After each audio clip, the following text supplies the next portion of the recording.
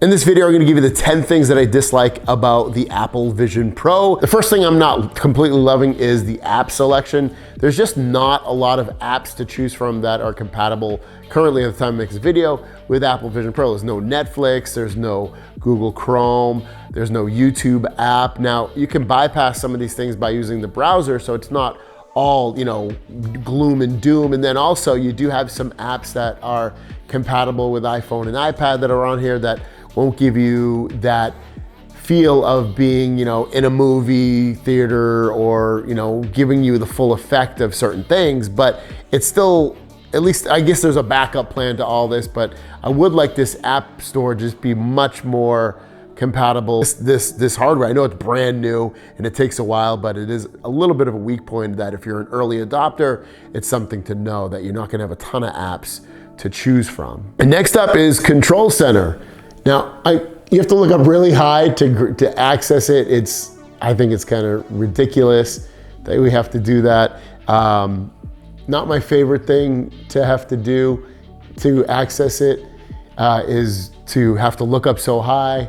Sometimes it doesn't even show. Sometimes I have to say, hey Siri, and it'll show up. But otherwise, it's just kind of an annoyance that it's so high. I wish they would move it over here on the, let me go home actually.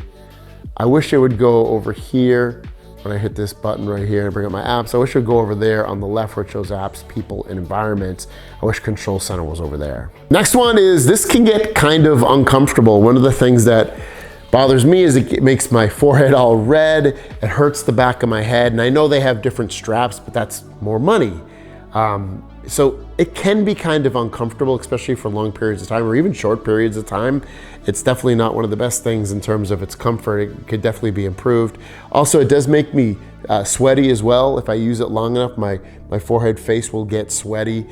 So there's some things about this. I don't know if they'll maybe ever be able to improve, if they're gonna keep it this big. I know eventually they will. They have fans and things to keep it cool, or vents. But as of right now, comfort is definitely kind of a weak point. Battery life on this thing is pretty short. It's only 2 hours with the included battery.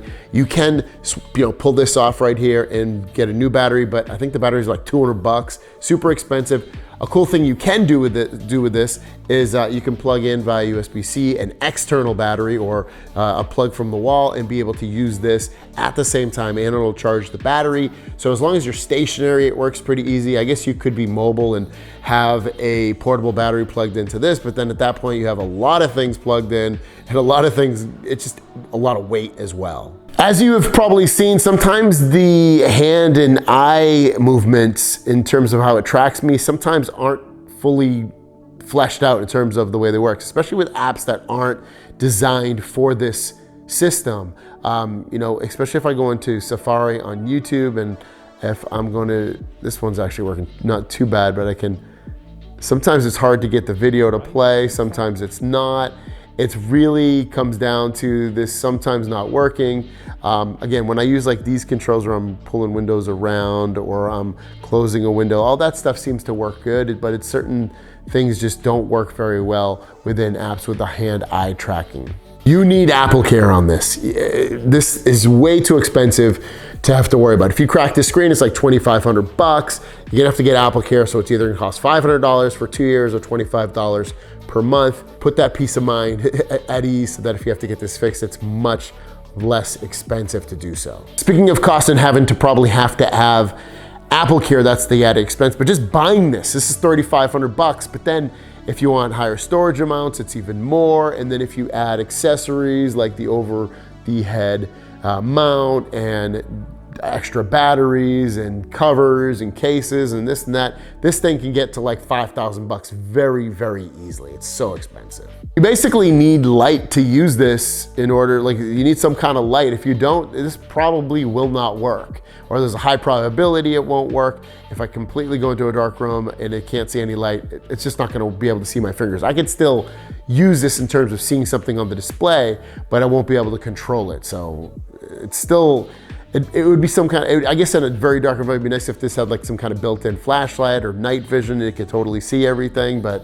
unfortunately you do need some kind of light. This can totally cause nausea. Like some of these 3D movies or things you have to move around. Like I was watching The Adventure and I was playing it And when I was walking around the room, it made me like want to start getting a little sick.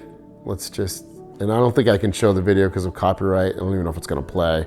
It's not gonna play, so I'll just close it out. But I was watching this movie and I was totally getting nauseous as I was moving around the room. So there's a good potential you might get nauseous if there's something 3D or augmented or something going around that you're just not used to. There's a pretty good probability you might get nauseous. And the last thing is, I just don't know if I would end up using this every single day.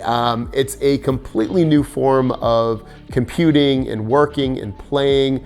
I really like it and I love it, but the price and thinking to myself, am I gonna use this every day? That's one of those things that I'm really just not sure if I would. It blows me away in a lot of ways, but at the same time, it's like, I don't know. I just don't know if I would end up using this like, some people would.